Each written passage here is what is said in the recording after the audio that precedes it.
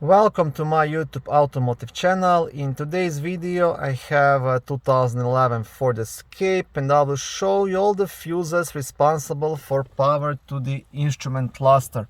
So that means if you have problems with the backlight on the instrument cluster, or this display doesn't work, or any of the gauges don't move, I will show you which fuses you want to check.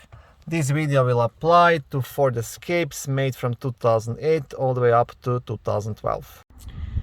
So all the speedometer fuses will be located in a small fuse box next to the passenger's left leg behind this cover. To remove this cover, you just want to pull it towards yourself. Now you will get access to a second cover, which is the actual fuse box cover. To remove this one, you will have two black tabs, one on the bottom and one on the top. So just want to press them, squeeze them at the same time and pull it towards yourself. It's kind of hard to squeeze my hand in there. Okay. So on the cover you will have a small fuse diagram which can help you to locate each of the fuses, and on the back side you will have a small white fuse puller which you can use to remove and check each of the fuses.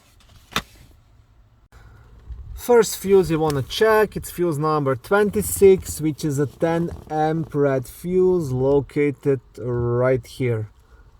Second fuse to check will be fuse number 29, which will be located up here, and it's a 5 amp fuse. And the last fuse you want to check will be up here. It's a fuse number 43 and it's a 10 amp red fuse. So you have total of 3 fuses to check. And hopefully one of these will be burnt out, you will replace it and that will fix your problem. If not, my next step would be to remove the instrument cluster and check the connections behind it. Okay, thank you for watching this short video. I hope it was helpful and educational.